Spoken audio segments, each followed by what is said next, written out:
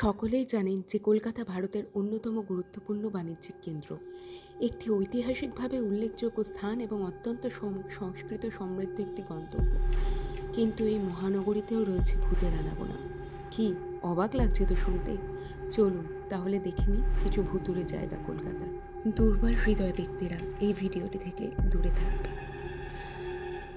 কলকাতার অন্যতম দর্শনীয় স্থান হাওড়া ব্রিজকে ভূতের আড্ডাও বলা হয়। এখানে অনেকের সাথে কথা বলে জানা গেছে যে কেউ কেউ হুগলি নদী থেকে অস্ত্র একত্রিত হতে দেখেছে। তারা মানুষ না আত্মা তা কোনো নিশ্চয়তা নেই। কিছু লোক সাদা পোশাকে ঘুরে বেড়ায় রাতের বেলা, আবার অনেকে মধ্যরাতে একজন মহিলাকে নাকে গলায় কান্নাকাটি করতেও শুনেছে। এইসব শুনে যারা সেই গন্তব্যস্থলের কাছে যাওয়ার চেষ্টা করেছেন তারা প্রত্যেকেই আঘাতপ্রাপ্ত হয়েছে।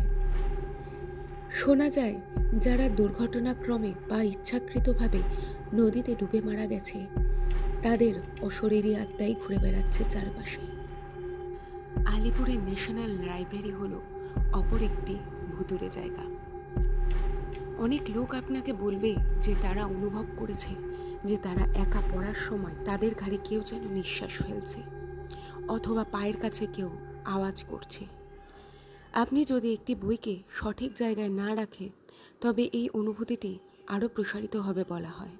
এখানে কেবল পাঠকই নয়, এমনকি গ্রন্থাগারিকরাও এই অনুভূতিগুলো অনুভব করেছেন। তারা আরও দাবি করেছেন যে চেয়ারগুলো কেউ যেন এদিক ওদিক সরিয়ে রেখেছে। রাত্রেবেলায় বই পড়া এবং পাতা নড়ানোর শব্দও শোনা যায়। নিমতলা ঘাট হলো কলকাতার প্রাচীনতম শ্মশানগুলির মধ্যে একটি এবং এটির চেয়ে ভুতুড়ে জায়গা আর কোথাও আছে বলে মনে হয় না। এখানে শরীর থেকে আত্মা নির্গত হয় বলে মনে করা হয়। কালী পূজা উপলক্ষে অঘরীরা এই ঘাটে ভিড় করে, যেখানে তারা ইতিমধ্যেই পোড়া মৃতদেহ খায় এবং নিজের গায়ে ছাই ঢেলে দেয়। এখানে আরও অনেক ভীতিকর ঘটনার সম্মুখীন হতে হয়। কেউ যদি এই জায়গাগুলি গিয়ে থাকেন কমেন্ট করে অবশ্যই জানান। তাদের অভিজ্ঞতা কি সেটাও জানাতে ভুলবেন না। ভিডিওগুলো যদি ভালো লেগে থাকে তাহলে অবশ্যই চ্যানেলটি লাইক